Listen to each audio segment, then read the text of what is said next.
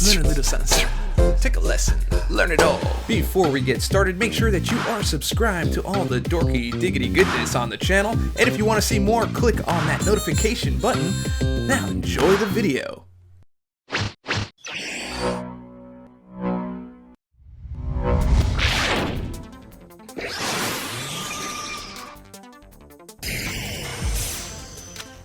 The action point, the heart and soul of instinctive touch.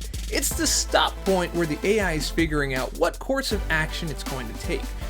And as you can see in these examples, in each one, the AI stops for different periods of time before they dash in. But this is your indicator so that you know how to prepare, whether you're going to intercept or you're going to dash back, or however you're going to react to what's about to come. Now, this doesn't mean that every time you see the action point that they're going to dash in on you.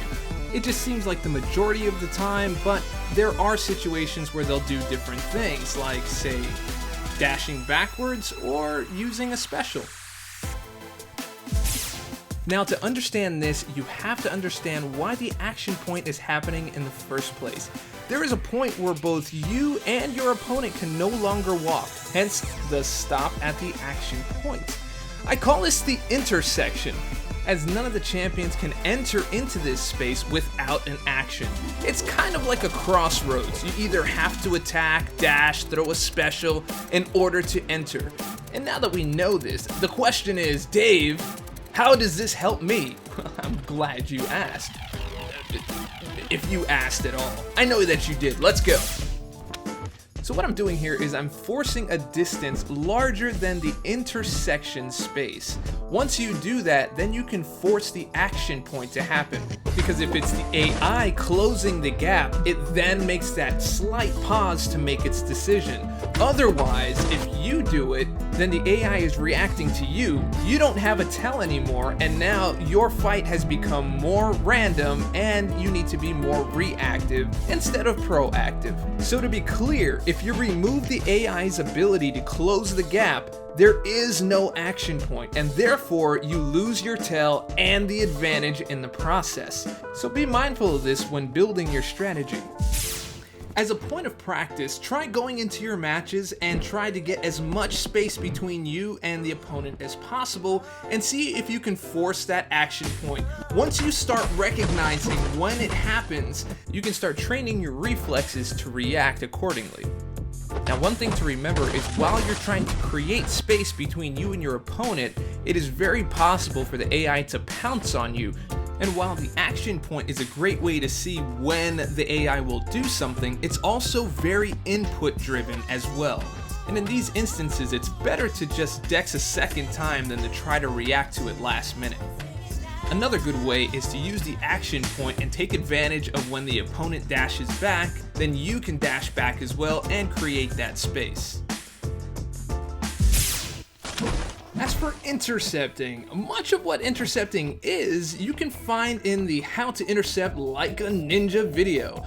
This is how to intercept in regards to the action point as a counter. Once you've gotten comfortable with seeing and recognizing it, it's now about looking at the subtleties of the action. What we're looking for is that slight lean in, and that's your entry for attack. The question is though, medium or light? Using a medium attack, while more effective at closing a gap, is highly committal. Once you've done it, there's no way out, and you've got to take whatever consequence comes with it if you're not successful. As you can see here, those are pretty hard hits to the face. The other thing is that with medium attacks, there are more frames involved with the attack and the recovery aspect. So on both sides of that, it's going to take longer than it would had you used a light attack. And also here you can see that while I'm still recovering from my first medium, I'm already full in swing to my second attack on the light attack, which means that had I missed, I would also be able to dex away or get away much faster than I would had I used a medium attack. Now I've seen a lot of this. You go in, you do 3 hits, you back off, you go back in, and you do another 3 hits, you back off. And as you can see, if you're not paying attention and you're just doing this arbitrarily, it's not really the safest way to go about it. Especially when your opponent has a special ready to go, you're just asking to be intercepted with a special. Especially since it seems like the AI launches specials as soon as you swipe anyway. And as you can see here, if I do the same thing with a light attack, it allows me to clear the space and dex accordingly. Also, it's a great way to keep from being countercepted. That's right, I said countercepted. Countered by an intercept. It's my word. Now, if the AI doesn't immediately follow and I mistime my light attack, I have enough recovery frames to still dex the attack, so not only is it good for specials, it's also good for normals as well. But do be mindful of the range and reach of the champion that you're using. However, we'll talk more about this a little later on in the tutorial when we get to reach ability. I use the light attack in two different ways. The first way is the lightweight method. You set your distance and wait for the action point and initiation. Once you've seen that, you fire off that light attack. However, notice that I'm usually about a champ's length away from the full stage separation. This isn't necessary, but it helps cut the chance of the AI trying to fake you out. So let's take a look at this example. The obvious thing is that I got knocked out, but why? Let's take a closer look.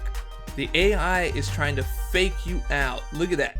Did you see what it did? Let's look at it one more time. This was just beyond the intersection point, so it faked its own action point. It baited a response from me, and it countered accordingly. This AI is very, very advanced. You have to pay attention. So this is why I try to close the space off so that I can decrease the chance of the AI having this opportunity against me. As you can see, there's a fake dash right here, which makes me think that he's coming on in. I swing, and he comes in with the counter. The second way is the flex walk. This is walking right up to the opponent and with a sharp eye and reflexes, reacting to the very moment you see even the slightest movement forward. This technique closes the intersection gap so you don't have the action point to help guide you here.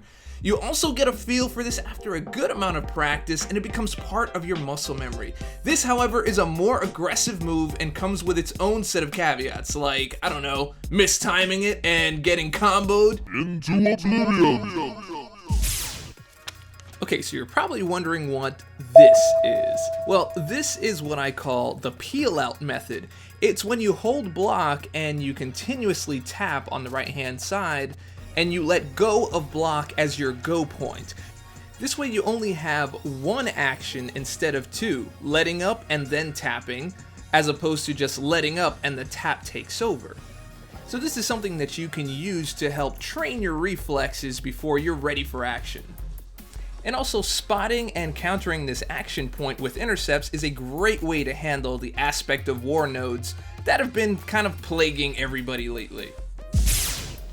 So guys, thanks for watching. These are excerpts from the Main Instinctive Touch Series to help make it a little more digestible. If you want to see more, you can check out the entire full series with over 30 minutes of detailed techniques to have you playing like a god in no time. Part 1 will help you see the AI patterns, while Part 2 gives you the tools you need to counter them.